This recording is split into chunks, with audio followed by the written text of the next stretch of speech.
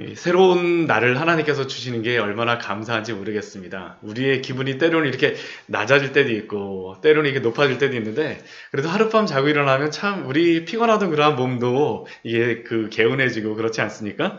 오늘 말씀을 보게 되면 사도 바울이 분노를 하고 있습니다. 분노. 크리스천이 화를 내는 것이 옳은가? 어떻게 보면 사도 바울이 이렇게 분노한다? 오늘 그 2절 말씀에 보면 개들을 삼가하고 이게 개로서 어떤 존재를 비유하기도 하고요.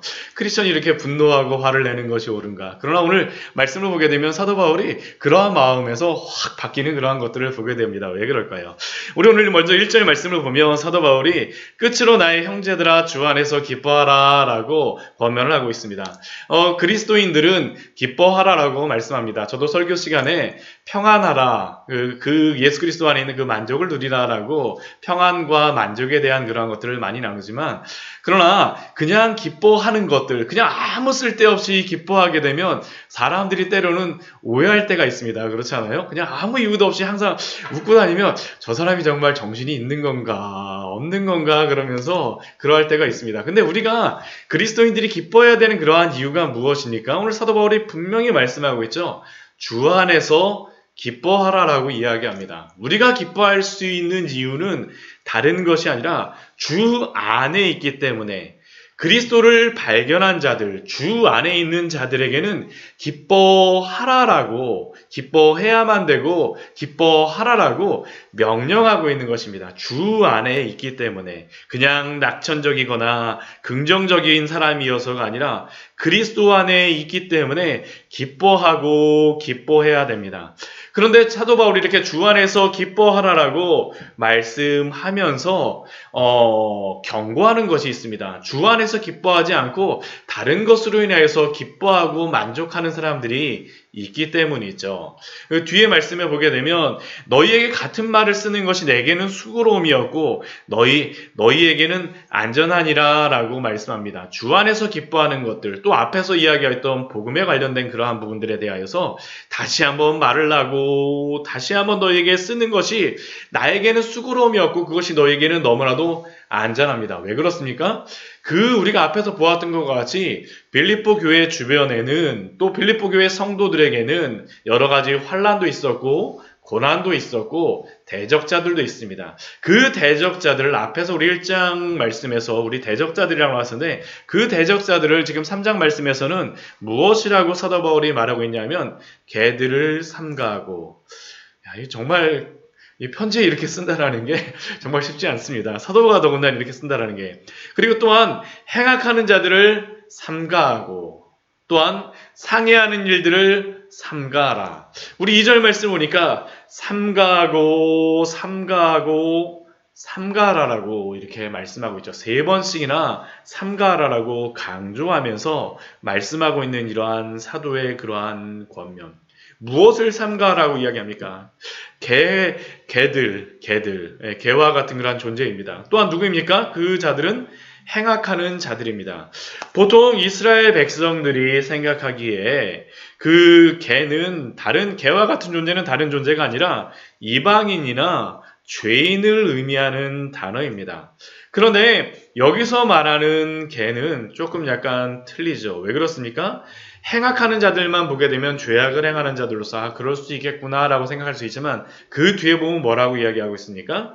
몸을 상해하는 일을 삼가라라고 사도가 이야기하고 있죠.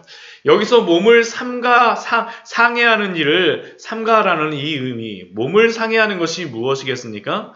이것은 다른 것이 아니라 할례를 행하는 그러한 것입니다. 결국 지금 여기서 이렇게 행악하는 자들, 개로서 지금 비유한 존재들이 누구이냐면 유대인 그리스도인들 아니면 유대인들입니다. 왜 그렇습니까? 이들이 바로 이 몸을 상해하는 것들을 자신들이 의지하기 때문입니다. 이것을 이야기해서는 결국 이것을 할례 행하는 것을 이것을 경고하고 있는 것인데 왜 이것을 이렇게 사도 바울이 삼가하라 하면서 이렇게 강조하며 우리에게 말하고 있습니까? 이 사건을 저는 가장 잘 이해하기 위한 그러한 사건은 갈라디아서 2장의 그러한 사건입니다. 갈라디아서 2장의 그러한 사건이 무엇입니까? 갈라디아서 2장의 말씀을 보게 되면 사도 바울이 사도 베드로를 굉장히 심하게 책망하는 그러한 사건이 나오고 있습니다. 사도 바울이 사도 베드로를 굉장히 책망하죠. 이 사도 베드로 같은 경우는 예수님의 수제자로서 정말로 교회의 기둥과 같은 사람이라고 사도 바울조차도 이렇게 썼었는데 사도 베드로를 심하게 책망합니다. 왜 책망하냐 하면 할례를 행하지 않은 안디옥 교회의 이방인 성도들과 같이 식사를 하는 중에 그 야고보에게서 온 어떠한 이들이 베드로에게 당도합니다. 우리 한번 찾아볼까요? 이게 사도행전 우리 사도행전 말씀과 같이 한번 보도록 하겠습니다. 사도행전 8장 말씀입니다. 사도행전 8장. 사도행전 12장이죠. 사도행전 12장에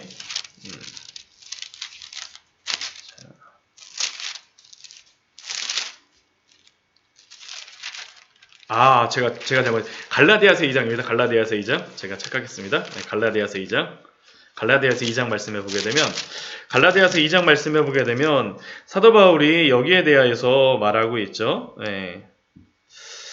2장 11절 말씀해 보게 되면 게바가 안디옥에 이르렀을 때 책망받은 일이 있기로 내가 그를 대면하여 책망하였노라라고 이야기하고 있습니다. 모든 사람들 앞에서 지금 사도 베드로를 책망하고 있는 것이죠. 왜 그러냐면 12절 말씀 보면 야고보에게서 온 어떤 이들이 그 사도 베드로에게 이르렀습니다. 근데 그때 사도 베드로가 했던 것, 게바가 했던 것, 사도 베드로가 했던 것이 무엇이냐면 이방인과 함께 먹다가 그 사람들이 오자 이 사도 베드로가 그 사람들 할례자들입니다. 야고보에게서 온 할례자들을 두려워해서 떠나 물러갔습니다. 근데 왜 이것을 사도 바울이 이렇게 베드로를 책망을 하냐 하면 지금 사도 베드로가 전하였던 그 복음 뭐냐면 예수 그리스도만 믿으면 구원을 받는다라는 그러한 복음이었습니다. 그래서 그 예수 그리스도를 믿음으로 말미암아 변화받은 그러한 성도들이 누구였습니까? 안디옥에 살고 있던 그러한 이방인 성도들이었습니다.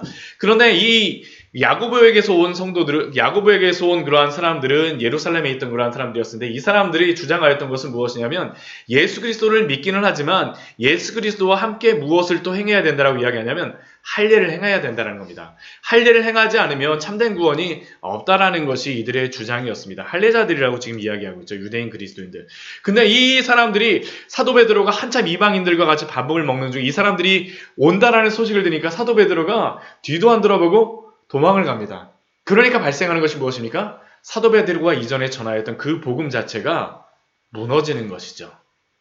결국 사도 베드로를 지금 책망하고 있는 것이 아니라 사도 베드로가 전하였던 그 복음, 오직 예수 그리스도를 믿음으로 구원받는다라고 하는 그 복음조차도 무엇처럼 변해버립니까? 거짓과 같이 변해버린 것입니다.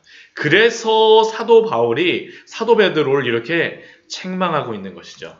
즉 지금 사도 바울이 유대인들을 개로 행악하는 자로 몸을 상해하는 자로 삼가라 하면서 분노하는 것은 인간적인 분노가 아닙니다. 왜 그렇습니까? 복음 그 자체가 무너지느냐 무너지지 않느냐라는 그러한 문제에 대하여서 사도 바울은 지금 분노하고 있는 것이죠.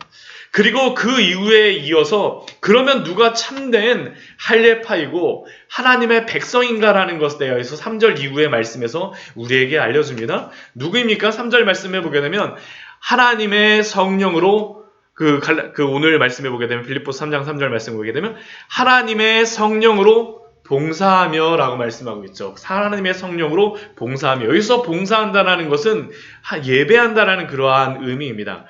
하나님의 성령으로 예배하는 자들. 예수님께서도 요한복음 4장 23절 24절 말씀에서 그렇게 말씀하셨죠. 아버지께 참되게 예배하는 자들은 영과 진리로 예배할 때가 오나니 곧 이때라. 아버지께서 이렇게 예배하는 자들을 찾으시느니라. 하나님은 영이시니 예배하는 자가 영과 진리로 예배할지니라.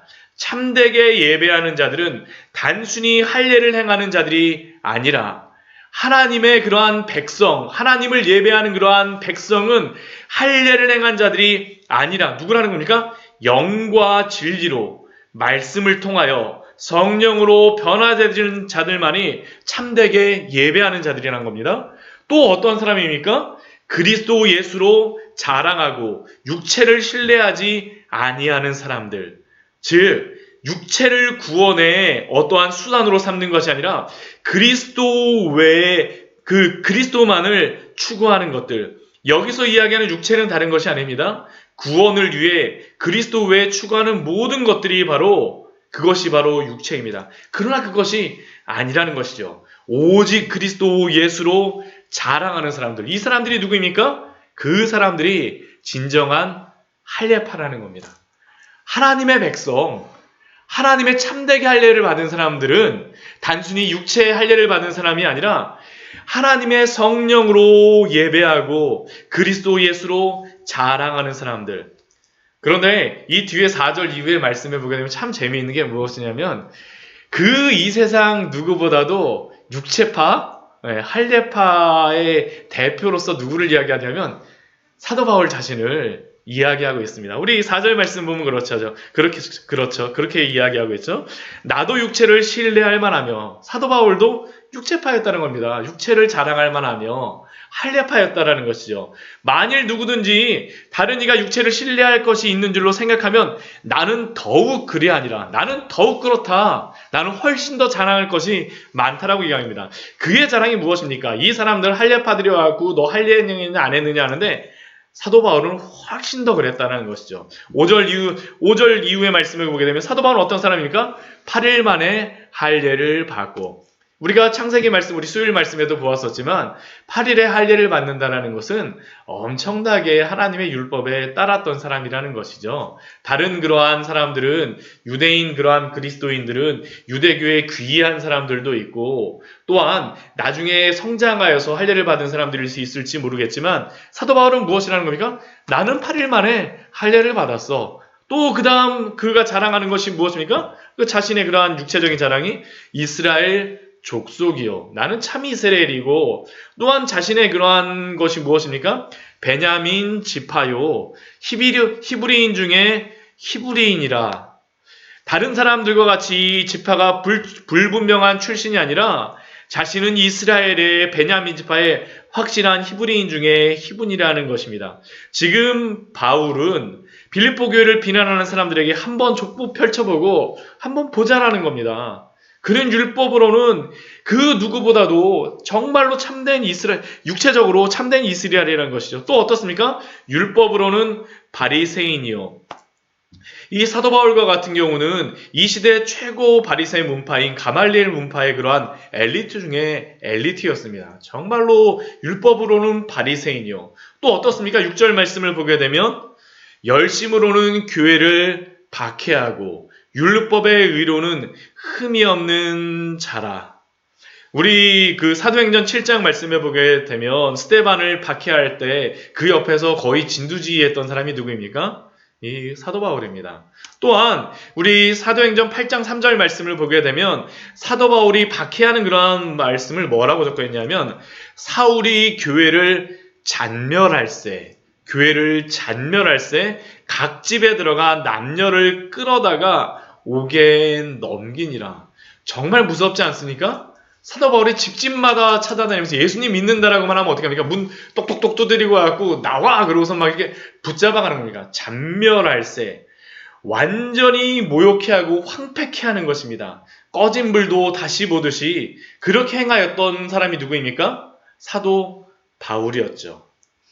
율법으로 흠이 없다라고 생각하고 이렇게 다녔습니다. 그런데 사도 바울이 어떻게 되었습니까? 우리 7절 말씀 보면 그러나 무엇이든지 내게 유익하던 것을 내가 그리스도를 위하여 다 해로 여길 뿐더러. 사도 바울, 이 육체파, 할례파의 그런 모든 것들을 자랑할 수 있는 그 사도 바울은 그 모든 육체에 자랑하던 것을, 그 유익하던 것을 무엇으로 여겼습니까? 다 해로 여기게 되었습니다. 왜 이렇게 되었습니까? 우리가 사도행전 우리가 9장 말씀을 보게 되면 사도 바울이 그 박해하는 것을 이 이스라엘에서만 유대에서만 박해하던 것을 넘어서 외국으로까지 원정 박해단으로 인해서 가는 것을 보게 되죠. 다메섹까지 가서 막 박해하러 가지 않습니까? 그런데 그가 그렇게 다메섹으로 가는 중에 그가 변하게 되어지는 그러한 사건이 있었죠. 그것이 무엇입니까? 다메섹으로 가는 중에 빛을 보게 되지 않습니까? 빛을 보고 어떻게 됩니까? 눈이 멀어서 땅에 고꾸러지게 되죠. 그리고 그때 그는 한 음성을 듣습니다. 한 음성을 듣습니다. 그 음성이 무엇입니까? 사울아, 사울아, 내가 어찌하여 나를 박해하느냐. 이러한 음성을 사도 바울이 듣게 되어지죠. 내가 어찌 나를 박해하느냐. 그러자 사도 바울이 겁에 질려서 물었던 그러한 질문이 무엇입니까? 주여, 누구시니까? 주여, 누구시니까? 주여, 누구시니까? 그때 그 음성에서 무엇이라고 말합니까? 나는 내가 박해하는 예수라. 이것은 사도 바울에게 엄청난 충격이 됩니다. 사실은 이 한마디 때문에 사도 바울이 완전히 변하게 되어지죠. 왜 변하게 됩니까?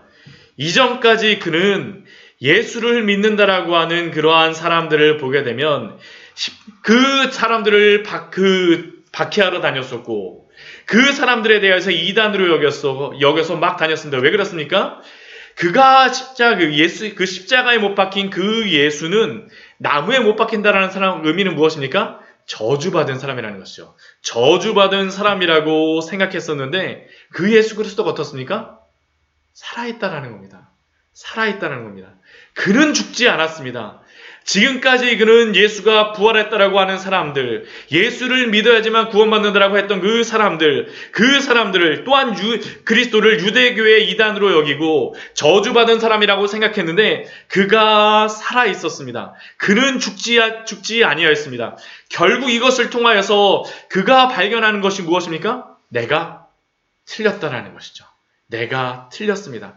더 이상 할례, 율법의 의로는 그가 구원을 받을 수 없다라는 것을 그가 발견하였죠.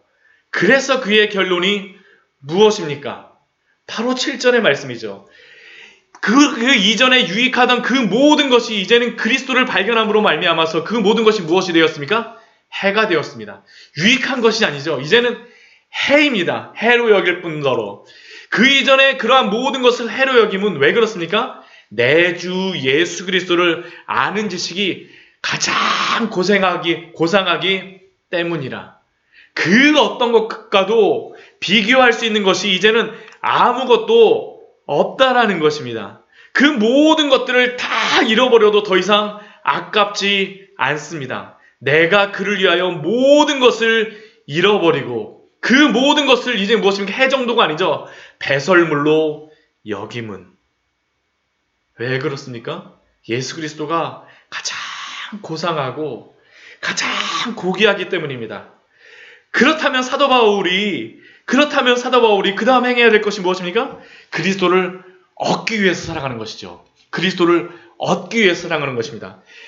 그리스도를 얻고 내가 그를 위하여 모든 것을 잃어버리고 배설물로 여김은 그리스도를 얻고 그렇다면 그 예수 그리스도가 누구입니까?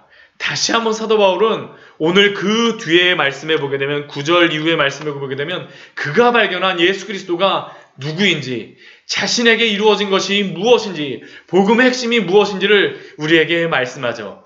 그 안에서 발견되려 함이니 이제 사도 바울은 더 이상 할례를 통하여서 다른 것을 자신을 발견하려고 하지 않습니다. 어떻게 발견되기를 원합니까? 그리스도 안에서 발견되기를 원합니다. 그가 발견한 것이 무엇이었습니까? 그리스도 안에서 의로운 자로 발견되기를 원하는 것입니다. 이게 무엇입니까? 칭이죠. 의롭다고 칭하여 주심. 내가 가진 의는 율법에서 난 것이 아니오 오직 예수 그리스도를 믿음으로 말미암은 것이니 곧 믿음으로 하나님께로부터 난 의라. 사도 바울의 발견은 어떻게 하나님 앞에서 의로운 자가 되는가라는 문제였었는데 지금까지 자신은 할례를 받고 율법을 지킴으로 말미암아 의로운 자가 된다고 철석같이 믿고 있었는데 그것이 아니었던 것이죠.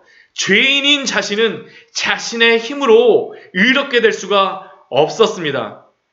쉽게 말하면 율법으로 의롭게 된다는 것은 죄인이 자신이 자신을 판사의 자리에 앉혀서 스스로 할례를 받고 율법을 지킴으로 의롭다라고 생각하고 판단하는 것인데, 어떻게 된 것입니까? 그가 발견한 것은 죄인인 자신을 의롭다 하실 분은 이제 더 이상 자기가 아니라, 자신이 아니라 오직 하나님밖에 없다라는 것입니다. 그리고 그렇게 의롭다고 인정하실 수 있는 분도 오직 하나님밖에 없습니다. 그래서 곧 믿음으로 하나님께로부터 난 의라.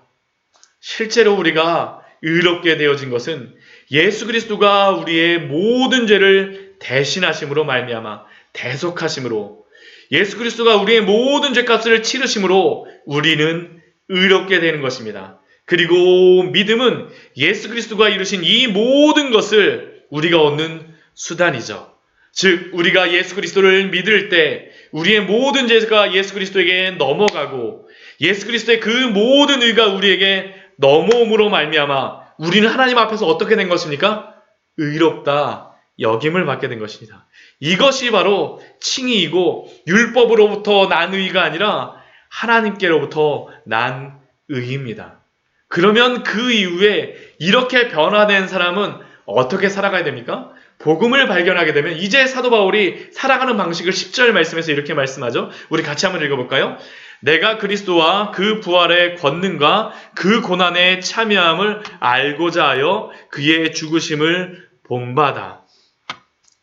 의롭게 된 자들은 거룩하게 살아갑니다. 왜 그렇습니까? 이제는 주인이 바뀌었기 때문이죠. 예수 그리스도를 믿음으로 구원받음으로써 새 생명을 얻음으로 말미암아 나의 주인이 이제 더 이상 내가 아니라 예수 그리스도입니다.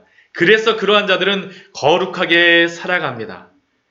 그리스도와 함께 부활함으로 우리는 새 생명을 얻고, 이젠 어떻습니까? 그리스도가 가셨던 그 길, 거룩함의 길, 그 고난에 기꺼이 참여하기를 원합니다. 그래서 그의 죽으심을 본받는 삶, 나의 죄된 모든 욕망과 죄의 나의 모든 본성을 죽이고 거룩한 삶에 기꺼이 참여하여 살아가고자 합니다. 죄는 죽고 예수 그리스도로 살아가는 삶이죠. 이게 바로 10절 말씀에서 우리에게 말씀합니다. 예수 그리스도를 발견한 사람들은 그 부활의 권능과 그 고난의 참여함을 알고자 하여 그의 죽으심을 본받아서 살아갑니다. 거룩하게 살아가는 것이죠. 이것이 바로 성화입니다. 그러면 그의 목적은 무엇이었습니까? 11절 말씀에 그렇게 말씀하죠. 어떻게 해서든지 죽은 자 가운데서 부활에 이르려 하노니. 우리의 거룩한 삶을 우리의 죽음에 이를 때까지, 천국에 이를 때까지 살아가는 것입니다. 그 영광을 맛보는 것입니다. 이게 바로 영화의 삶입니다.